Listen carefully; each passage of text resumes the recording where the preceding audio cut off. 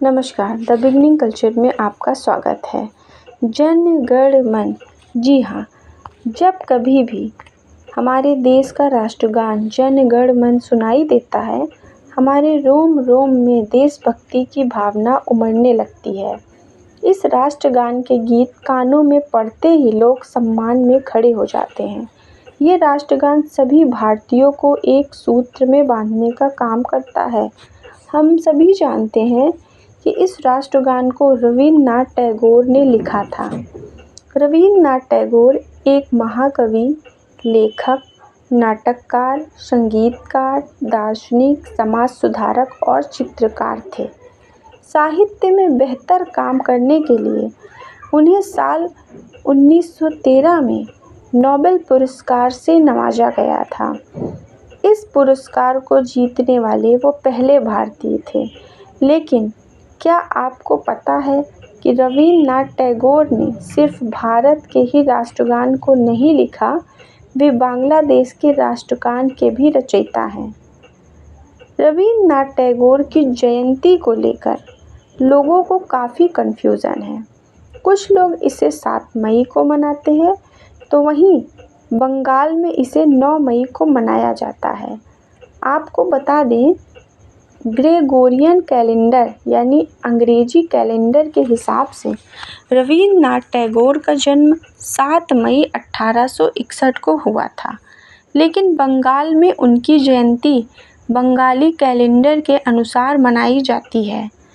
Bengali calendar के हिसाब से उनका जन्म बंगाली महीने बोईसाख के 25वें दिन होता है। साल 2023 बोईसाख का 25वां दिन 9 मई मंगलवार को है। भारत के राष्ट्रगान को लिखने के अलावा रवींद्रनाथ टैगोर ने बांग्लादेश के आमार सोनार बांग्ला की भी रचना की थी। टैगोर ने ये गीत तब लिखा था जब 1905 को अंग्रेज बांटने वाले थे बांग्ला को। उन्होंने बंगाल के लोगों को एक सूत्र में बांधने के लिए इस कालजयी कविता को बांग्ला भाषा में लिखा था। देखते ही देखते ये कविता बंगाल के लोगों की जुबां पर चढ़ गई। 1971 में जब बांग्लादेश आज़ाद होकर अलग राष्ट्र बना, तो बांग्लादेश ने इसे नेशनल एंथम के तौर पर एडॉप्ट कर लिया। श्रीलंका के राष्ट्रगान श्रीलंका माता, श्रीलंका नमो नमो नमो नमो माता की रचना आनंद समाराकून ने की थी।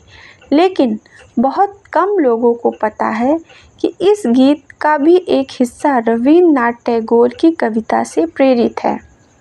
दरअसल रवींद्रनाथ टैगोर ने पश्चिम बंगाल के शांति निकेतन में विश्व भारती यूनिवर्सिटी की स्थापना की थी, जिसमें श्रीलंका के आनंद समरकून अध्ययन करने के लिए आए थे। कहा जाता है कि आनंद समाराकून गुरुदेव से बहुत प्रभावित थे। भारत से लौटने के बाद ही उन्होंने रवींद्रनाथ टैगोर की एक कविता से प्रभावित होकर ये गीत लिखा और इस गीत को रवींद्र संगीत में कंपोज किया गया। ये गीत श्रीलंका में इतना लोकप्रिय हो गया कि इसे 1950 में राष्ट्रीय गान के तौर पर स्वीकार किया गया। रवींद्रनाथ टैगोर कई विधाओं में निपुण थे। बहुमुखी प्रतिभा के धनी रवींद्रनाथ टैगोर ने 8 वर्ष की उम्र में कविता लिखना शुरू कर दिया था। उनकी लेखनी में वो तो ताकत थी जो लोगों के अंतर्मन को स्पर्श कर लेती थी। इसको देखकर महात्मा गांधी ने रवींद्रनाथ टैगोर को गुरुदेव की उपाधि दी थी। वहीं अंग्रेजी हुकूमत की ओर से टैगोर को नाइटहुड यानी सर की उपाधि से भी नवाजा था। लेकिन 1919 में हुए जलियांवाला बाग कांड के बाद टैगोर ने इस उपाधि को लौटा दिया था।